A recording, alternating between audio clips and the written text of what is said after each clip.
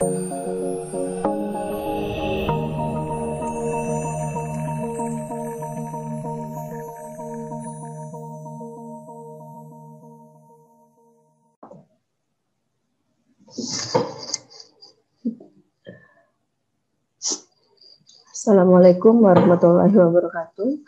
Selamat siang semuanya. Hari ini kita masuk ke pertemuan kedua mata kuliah Sistem Informasi Manajemen. Kalau di pertemuan sebelumnya kita sudah bahas apa sih itu sistem informasi, kemudian pengertian dasar tentang sistem informasi manajemen. Nah, hari ini kita bahas kelanjutan dari pertemuan minggu kemarin. Yang pertama kita bahas tentang evolusi sistem informasi berbasis komputer. Nah, pertama kali sistem informasi berbasis komputer itu dibuat atau diciptakan untuk mengolah data. Jadi fungsinya fokus kepada pengolahan data dan banyak digunakan untuk sifatnya sistem informasi akuntansi. Jadi dulu itu sistem informasi dibuat untuk fungsinya pengolahan data. Kemudian berlanjut lagi berkembang ke sistem informasi manajemen. Nah, yang saat ini kita pelajari di mata kuliah sistem informasi manajemen. Minggu kemarin sudah kita bahas ya fungsinya untuk pengambilan keputusan. Nah, dari sistem informasi manajemen itu dikembangkan lagi menjadi sistem penunjang keputusan. Nah, ini ada mata kuliahnya sendiri nanti. Biasanya di semester 6 ya, kalau saya nggak salah di semester 6 itu nanti akan dipelajari mata kuliah khusus tentang sistem penunjang keputusan. Nah, dari sistem penunjang keputusan, next-nya ada otomatisasi kantor, di mana nanti semua sistem informasi yang ada di kantor itu terotomatisasi di seluruh bagian ataupun seluruh manajemen. Nah, kemudian beralih lagi ke kecerdasan buatan. Ini sudah lebih canggih ya dibanding dengan sistem informasi pada umumnya. Di dalam kecerdasan buatan ini sudah ada ilmu-ilmu yang terekam di dalamnya. Dan dari kecerdasan buatan itu disubsetkan lagi ke sistem pakar. Nah, di dalam sistem pakar ini lebih detail lagi, di mana yang biasanya kita lihat ahli-ahli itu bisa memunculkan ilmu atau menerapkan ilmunya, dan ilmu-ilmu dari ahli itu di dalam sistem pakar ini dituangkan ke dalam sistem. Nah, nanti setiap pertemuan kita bahas dari sub-sub sistem ini supaya lebih jelas perbedaan dari masing-masing sistem. Di minggu ini kita bahas untuk perkenalan dari macam-macam evolusi sistem informasi berbasis komputer secara dasarnya. Nah, kemudian kita lihat perkembangannya sistem informasi berbasis komputer atau biasanya disebut dengan computer based information system. Yang pertama itu adanya masalah ya. Jadi setiap sistem informasi berbasis komputer yang berkembang itu sudah pasti harus punya permasalahan. Jadi kenapa sistem itu dikembangkan, kenapa sistem informasi itu dibuat? Ya karena punya problem, punya permasalahan terlebih dahulu. Nah, dari permasalahan tersebut, nanti Computer Based Information System atau CBIS, mulai dari elektronik data, tadi ya pengolahan data, kemudian manajemen information system, jadi sistem informasi manajemen, ataupun decision support system, sistem penunjang keputusan, ataupun sistem otomatisasi kantor, dan sistem expert, itu nanti dari permasalahan tersebut, nanti kan diolah di Computer Based Information System ini, datanya. Pengolahan data tersebut di dalam computer based information system itu akan menghasilkan informasi. Nah, jadi di sini secara detail digambarkan pengertian dari sistem informasi itu. Jadi akan memunculkan semua sistem informasi, apapun itu bentuk atau jenis dari sistem informasi, dari kelima sistem ini, hasil output akhirnya adalah berupa informasi. Jadi punya masalah itu biasanya memunculkan data itu diolah ke dalam computer based information system, lalu menghasilkan sebuah informasi. Nah, dari informasi tersebut akan memunculkan decision, akan memunculkan keputusan nih, kira-kira apa sih keputusan yang mau diambil oleh perusahaan dari informasi yang sudah dihasilkan oleh computer based information system tadi. Kemudian dari keputusan itu biasanya akan muncul solusi dari permasalahannya. Namun sekali lagi perlu diingat bahwa tidak semua keputusan yang dihasilkan oleh sistem informasi itu akan diterapkan oleh perusahaan ya. Jadi balik lagi tergantung dari perusahaannya mau menerapkan hasil keputusan yang merupakan solusi dari permasalahan itu atau tidak. Jadi fokus di dalam computer based information system itu terfokus kepada memberikan rekomendasi keputusannya. Oh, untuk hasil akhir, finishing akhir di dalam perusahaan atau di dalam manajemen itu balik lagi tergantung dari keputusan perusahaan. Jadi tidak semata-mata apa yang dihasilkan oleh computer based information system itu akan menjadi keputusan akhir di dalam perusahaan. Tidak menjadi keputusan akhir gitu. Hanya memberikan rekomendasi untuk solusi permasalahannya. Nah, kalau memang perusahaan punya solusi permasalahan lain di luar sistem informasi, ya sah-sah aja gitu. Nah, kemudian kita lihat di sini ada beberapa spesialis informasi. Jadi kita sebagai mahasiswa yang kuliah di program studi sistem informasi minimal harus mengetahui ya, informasi itu punya spesialis. Jadi tidak hanya dokter ya, tidak hanya dokter yang punya spesialis, informasi juga punya spesialis. Jadi orang-orang di dalam spesialis informasi ini yang akan memunculkan suatu informasi yang tadi menghasilkan keputusan dan solusi permasalahan dari masalah sebuah perusahaan. Yang pertama, sistem analis. Sudah pasti tahu semua ya sistem analis itu. Nah, nanti kalian-kalian yang kuliah di program studi sistem informasi bisa jadi akan menjadi seorang sistem analis. Karena ya kita fokusnya untuk menjadi seorang sistem analis. Jadi sistem analis ini dia yang fokusnya menganalisa sistem agar menjadi sebuah sistem informasi yang perkembangannya bagus gitu. Jadi bisa dibilang walaupun manajer di dalam suatu proyek sistem informasi itu tinggi, cuma sistem analis ini menjadi salah satu poin penting, menjadi salah satu peran penting ya, karena jika tidak ada sistem analis, siapa yang akan menganalisis sistem? Karena pada dasarnya database administrator, network specialist, programmer, operator itu kunci dasarnya adalah sistem analis. Kalau analis salah melakukan analisa untuk sistem, ya sudah pasti semua rangkaian spesialis yang lainnya akan melakukan kesalahan yang sama gitu. Jadi bisa dikatakan ini dasarnya, ini pokok untuk menghasilkan suatu sistem informasi ya sistem analis. Bisa atau setidaknya sistem analis untuk menganalisa. Makanya kenapa kalau masih ada yang bingung, kok saya kuliahnya di prodi sistem informasi tapi bikinnya diagram, tapi bikinnya rancangan gitu ya. Karena memang tugas dari sistem analis seperti itu. Kita membuat konsep. Jadi sebelum nanti programmer mengaplikasikan hasil konsep kita dulu yang terlebih dahulu buat mulai dari rancangan IRD-nya, mulai dari rancangan layarnya, mulai dari use case-nya, semua yang berhubungan dengan sistem informasi yang nanti akan dikembangkan, kita bikin nih konsepnya. Nah, dari mana nih kita tahu konsepnya?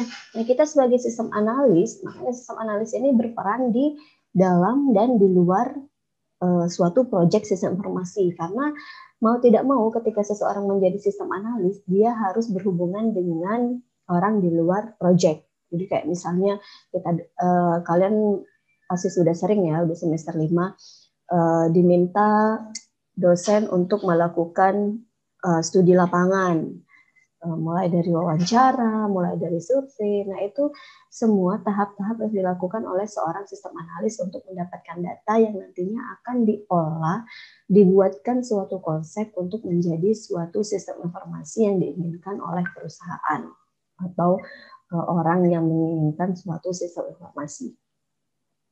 Nah, yang kedua ada database administrator ya, dia fungsinya untuk mengelola database ya. Jadi semua database itu biasanya. Jadi kalau misalnya di dalam perusahaan itu dia semua bagian atau spesialis itu punya job desk-nya masing-masing gitu.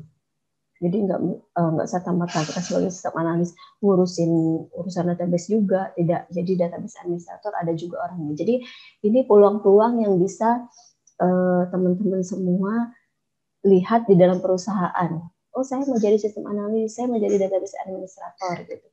Atau yang ketiga mau jadi network spesialis. Di dalam sistem informasi juga kita belajar ya network spesialis atau bagaimana menjadi seorang spesialis di bidang jaringan. Nah, nanti tergantung minat teman-teman maunya ke arah mana gitu. Karena biasanya untuk perusahaan-perusahaan besar, kelima spesialis ini pasti punya bidangnya masing-masing. Jadi pasti punya lowongan pekerjaannya seperti itu. Jadi yang ketiga tadi network spesialis, dia spesialis di bidang jaringan. Jadi kalau masalah jaringan, kayak misalnya kita di kampus ya, kita punya Pak Dian sebagai network spesialis. Jadi kalau misalnya masalah jaringan, kabelan nggak nyala, wifi-nya nggak nyambung, itu biasanya kita koordinasi ke network spesialis. Nah, kemudian ada programmer. Nah, programmer ini ya dia fokusnya konsep yang sudah dibuat oleh sistem analis itu akan dibuat oleh programmer untuk menjadi suatu sistem informasi. Jadi setelah sistem analis selesai melakukan pekerjaannya, nah programmer mulai tuh membuat melakukan codingan untuk program yang nanti akan dibuat menjadi sebuah sistem informasi. Lalu yang terakhir ada operator. Nah, operator ini dia yang menjalankan sistem informasi yang sudah dibuat oleh si programmer tadi. Jadi kalau programmer yang kerjaannya dia membuat sistem aja gitu. Nah, di dalam operator dia menjadi pengolah data untuk sistem informasi yang tadi sudah dibuat. Nah, itu ya spesialis dari informasi. Jadi sama halnya di bidang kedokteran, di bidang informatika juga kita punya spesialisnya. Jadi makanya tidak semata-mata oh kamu Eskom ya, berarti menguasai semuanya ya. Kita mulai sekarang coba deh di apa ya, dikerucutkan gitu. Kalian itu maunya spesialis di bidang mana sih? Gitu. Apakah mau menjadi sistem analis, apakah mau menjadi network spesialis, apakah mau jadi programmer atau menjadi operator. Karena sama seperti kedokteran ya, tidak semua dokter itu dia mengetahui semua ilmu kedokteran. Punya spesialisnya, dokter anak dia tahu tentang anak gitu. Dokter kandungan dia nggak mungkin tahu tentang jantung gitu. Dia tahunya tentang kandungan. Nah sama. Jadi kita walaupun basic kita di bidang komputer, kita pasti punya spesialisnya. Nggak mungkin menguasai semua bidang. Ya bagus sih kalau bisa menguasai, tapi mulai sekarang coba deh teman-teman lihat lagi kira-kira saya spesialisnya di bidang apa ya, sesuai dengan minat dan juga ilmu yang sudah bisa diterapkan nantinya. Nah, kita lihat di sini pergerakannya ya. Jadi dari sistem analis berhubungan dengan database administrator, berhubungan dengan network spesialisnya juga, kemudian dari sistem analis nanti akan berhubungan dengan programmer, programmer akan berhubungan dengan operator, yang pasti operator itu dia berhubungan dengan komputer ya, operator yang mengolah data di dalam komputer, bisa dikatakan seperti admin gitu. Lalu komputer akan berhubungan dengan user dan nanti user juga akan berhubungan dengan database administrator, misalnya kok data saya salah misalnya, atau mau ada perubahan data. Biasanya kita berhubungan dengan database administrator. User juga berhubungan dengan network kayak tadi misalnya dosen sebagai user, oh jaringannya kok nggak nyambung ya di ruangan saya mati. Nah, kita berhubungan dengan network spesialis juga. Jadi semuanya di dalam spesialis informasi ini saling berkesinambungan ya. Awalnya memang dari sistem analis, nanti diakhiri ke user. Dimana hubungannya biasanya melalui komputer dan operator. Oke, kita lanjut ya. Nah, di sini kita lihat ada konsep sistem informasi organisasional. Jadi biasanya di dalam sistem informasi perusahaan itu kita punya konsep di mana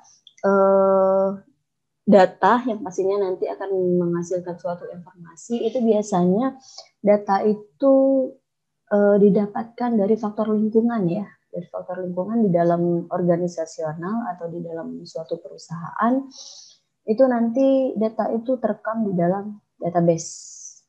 Nah, terekam di dalam database, semuanya dimasukkan ke dalam database. Nah, kalau sistem informasi ini yang namanya sudah berhubungan dengan sistem informasi pasti punya model matematika ya, karena semuanya membutuhkan rumus gitu untuk menghasilkan suatu sistem informasi. Nah, kemudian selain model matematika, dari database juga membutuhkan software. Software ini dalam artian sistem informasi tadi. Jadi dari modelnya, rumusnya, kemudian database membuat software, lalu akan ada muncul suatu problem solution atau solusi pemecahan masalah dari organisasi. Nah, itu dari konsep dari sistem informasi yang ada di dalam perusahaan. Jadi dia fokusnya untuk membuat sebuah solusi pemecahan masalah organisasi itu. Makanya kenapa sistem informasi manajemen itu diciptakan atau dibuat. Nah, secara teori kita lihat ya, kalau data itu mungkin kalian di semester 1 atau semester 3 pasti sudah dikenalkan dengan apa itu data dan apa itu informasi. Cuma di sini kita flashback lagi, kalau ditanya mungkin sebagian yang ingat gitu ya. Jadi deskripsi tentang benda, kejadian, aktivitas, dan transaksi yang tidak mempunyai makna atau tidak berpengaruh secara langsung kepada pemakai. Jadi semua, baik itu benda, baik itu kejadian, baik itu transaksi, bisa dibuat menjadi data. Jadi tidak hanya suatu dokumen gitu, tidak hanya dokumen yang bisa dijadikan data. Segala aktivitas itu bisa dijadikan data dan nanti akan memunculkan suatu informasi. Secara teori pengertiannya, data yang diolah menjadi bentuk yang memiliki arti bagi si penerima. Jadi bermanfaat nih untuk pengambilan keputusan di dalam suatu perusahaan, itu informasi ya. Jadi misalnya datanya data mentah kita olah menjadi informasi, biasanya berbentuk laporan gitu. Bentuk laporan yang nanti akan bermanfaat bagi pengambilan keputusan di dalam perusahaan. Nah, sekarang kita lanjut ke tingkatan manajemen, dan ini minimal wajib kalian ingat ya, tingkatan manajemen ini nanti akan berpengaruh di dalam setiap pertemuan-pertemuan kita sampai UAS nanti gitu. Yang pertama ada top level management, yang kedua ada middle management, yang ketiga ada low management. Jadi di dalam manajemen atau di dalam perusahaan itu punya tingkatan manajemen, 3 tingkatan gitu. Makanya dia seperti piramida gitu. Jadi ada top management, ada middle management, dan ada low management. Yang fungsi dan tugas masing-masing tingkatan ini berbeda-beda dalam perusahaan. Tergantung, jadi kamu nanti maunya kerja di level yang mana gitu. Mau di tingkatan manajemen yang mana? Mau di top management kah? Mau di middle management kah? Atau mau di low management? Kita bahas satu persatu ya. Yang pertama top level management ataupun manajemen puncak. Nah, orang-orang di sini yang yang istilahnya mempunyai jabatan paling tinggi di dalam perusahaan. Tugasnya yang pertama, menyusun dan menetapkan rencana perusahaan. Jadi semua ide-ide di dalam perusahaan itu disusun dari dikelola oleh manajemen puncak ini. Jadi orang-orang yang kayak direktur gitu ya, yang memang jabatannya tinggi di dalam suatu perusahaan. Kemudian manajemen puncak juga yang menentukan tujuan perusahaan. Jadi perusahaan itu tujuannya mau seperti apa itu ditentukan oleh top manajemen. Kemudian mengatur manajemen yang berada di bawah posisi manajemen puncak. Jadi middle management dan low management itu diatur oleh top management. Jadi mereka yang mengelola semua tingkatan manajemen yang ada di bawahnya. Kemudian memanfaatkan sumber daya yang dimiliki oleh perusahaan. Nah, apapun sumber daya yang dimiliki oleh perusahaan, seperti yang minggu kemarin kita bahas, baik sumber daya fisik maupun sumber daya konseptual, itu nanti akan dikelola oleh si manajemen puncak ini. Kemudian yang terakhir bertanggung jawab atas semua yang dilakukan oleh manajemen di bawahnya. Jadi semua tindakan yang dilakukan oleh middle management maupun low management itu akan ditanggungjawabkan oleh manajemen puncak. Ya, jadi mereka ini orang-orang yang mempunyai tingkatan tinggi di dalam sebuah perusahaan. Nah, kemudian ada istilahnya manajemen tingkat menengah atau middle management. Nah, biasanya Middle management ini seperti kepala departemen. Biasanya setiap bagian di dalam perusahaan itu punya kepala ya. Nah, pakai kepala departemen misalnya, atau untuk perusahaan yang kecil kepala bidang misalnya. Nah, jabatan seperti itu yang bisa dikatakan sebagai middle management. Mereka sudah mulai eksekusi nih tugasnya. Yang pertama, menjalankan perintah, kebijakan, rencana yang telah disusun oleh manajemen puncak. Jadi kalau manajemen puncak itu mereka fokusnya ke konsep gitu, konseptual. Jadi mereka menyusun rencana, menyusun kebijakan, menyusun apa yang akan dikerjakan oleh si middle management. Nah, di dalam manajemen mereka sudah mulai menjalankan, sudah mulai eksekusi nih, menjalankan perintahnya. Kemudian yang kedua, memberi saran atau rekomendasi kepada manajer puncak. Nah, karena mereka yang sudah terjun ke lapangan, nah mereka akan memberikan saran dan rekomendasi. Karena manajemen puncak mereka cuma konsep gitu. Nah, yang tahu di lapangan seperti apa, mulai dari middle management sudah mulai tahu nih. Oh, sarannya seperti ini untuk di manajemen puncak misalnya, karena mereka sudah tahu yang terjadi di lapangan seperti apa. Yang ketiga, mengkoordinasikan seluruh kegiatan semua departemen yang ada. Nah, semua departemen yang ada mereka koordinasikan gitu. Saling berkoordinasi untuk seluruh kegiatan semua departemen. Misalnya tadi kayak kita misalnya di BAK, misalnya di keuangan, itu mereka mengkoordinasikan semua departemen. Kemudian berkomunikasi dengan manajemen puncak dan manajemen tingkat yang lebih rendah. Jadi middle management ini bisa dikatakan sebagai penghubung antara top management dan low management gitu. Kemudian yang kelima, mempersiapkan rencana jangka pendek, umumnya disusun hanya untuk 1 hingga 5 tahun. Nah, kayak misalnya eksekusi apa yang akan dilakukan oleh si low management itu nanti akan dipersiapkan oleh middle management. Kemudian si middle management ini mempunyai keterbatasan tanggung jawab dan wewenang karena manajemen tingkat menengah ini merupakan perantara. Jadi mereka itu perantara antara manajemen puncak dan manajemen low tadi ya, seperti yang tadi saya jelasin. Jadi keterbatasan tanggung jawabnya punya keterbatasan gitu, karena ya mereka tengah-tengah gitu. Kemudian bertanggung jawab secara langsung kepada Dewan Direksi dan CEO perusahaan. Nah, karena mereka biasanya yang terjun ke lapangan, jadi mereka yang tahu apa yang terjadi di lapangan, dan mereka akan bertanggung jawab langsung kepada CEO perusahaannya. Kita lanjut ya. Nah, ini manajemen lini pertama atau bisa dikatakan low management kayak tadi supervisor misalnya, kepala bagian gitu ya. Kalau yang middle management tadi misalnya dekan gitu. Kalau misalnya di dalam kampus gitu.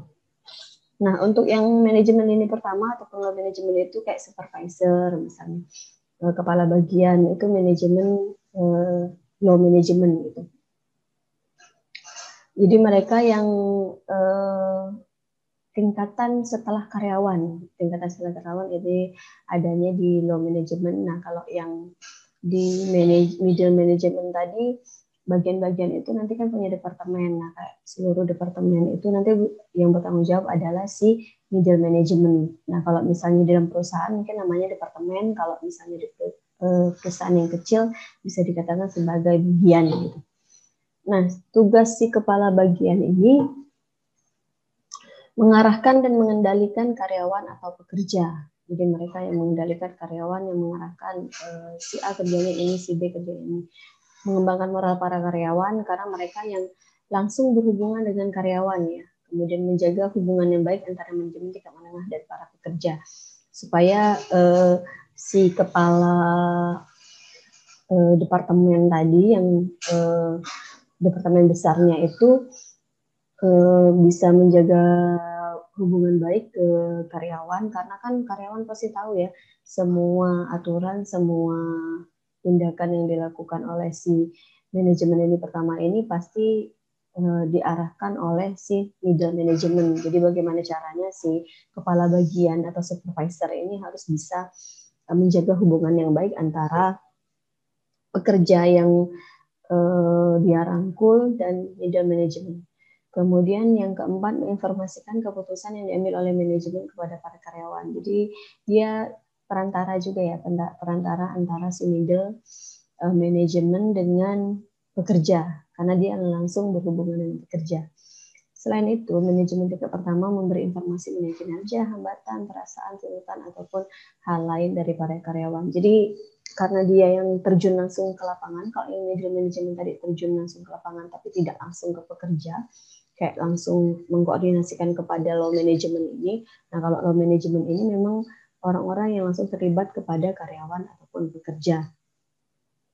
Kemudian dia menyusun rencana harian. Oh, hari ini ngapain aja ya karyawan, terus minggu ini ngapain, terus bulan ini ngapain aja.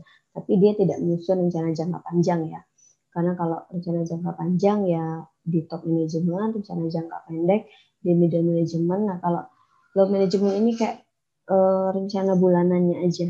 Oh, hari ini targetnya apa, minggu ini targetnya apa, serta bulan ini targetnya apa.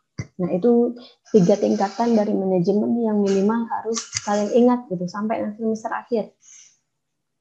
Ada top manajemen, middle manajemen, dan low manajemen. Jadi kalau top manajemen tadi langsung ke orang-orang yang berada di atas, orang-orang tertinggi yang berada di atas perusahaan gitu. Kalau manajemen middle management tadi kayak direktur departemennya yang memang sudah departemen besar, punya direktur yang mengurusi masing-masing bidang biasanya. Nah, dan di manajemen tingkat bawah atau manajemen unit pertama atau low manajemen ini dia langsung berhubungan dengan karyawan. Biasanya kepala bagian atau supervisor. Nah, kita lihat di sini keahlian manajemen. Jadi setiap tingkatan manajemen itu punya bagian atau punya persentase skillnya yang berbeda gitu. Karena ada yang konseptual, ada yang teknikal. Jadi ada 3 keahlian, keahlian teknis, keahlian interpersonal atau human skill, dan keahlian konseptual. Nah, untuk top management, orang-orang yang berada di top management, mereka karena berhubungan dengan konsep, jadi mereka akan lebih banyak skill untuk konseptualnya. Nah, kemudian human skill, lalu technical skill-nya tetap ada, tapi lebih sedikit dibanding dengan low management. Nah, kalau middle management, antara konseptual dan teknikalnya sudah mulai seimbang gitu. Nah, kalau di low management mereka hanya membutuhkan sedikit skill konseptual. Karena mereka langsung eksekusi gitu. Mereka harus membutuhkan skill teknik. Nah, dari gambar di sini bisa kita lihat ya perbedaannya. Jadi silakan dilihat, silakan dipahami. Saya ini tipe orang yang akan berada di posisi mana gitu. Kan sesuai ya. Atau saya sukanya orang lapangan gitu. Saya sukanya orang konsep. Saya sukanya di belakang layar misalnya. Nah, itu akan bisa kita lihat skill kita itu lebih tingginya di mana gitu. Jadi silakan nanti dilihat, oh saya bakal jadi top management nih misalnya, atau saya bakal jadi low management nih. Dan semua ini punya skill yang berbeda-beda ya, dan harus punya keahlian masing-masing di dalam semua tingkatan manajemen. Oke, nah sekian pertemuan kita minggu ini. Silakan nanti dipahami, jika ada yang kurang jelas atau mau ditanyakan silakan langsung komen ya di bawah ya. Saya akhiri, wassalamualaikum warahmatullahi wabarakatuh. Salam sehat, jaga kesehatan, tetap aturan protokol kesehatan. Sampai ketemu di pertemuan selanjutnya. Assalamualaikum warahmatullahi wabarakatuh.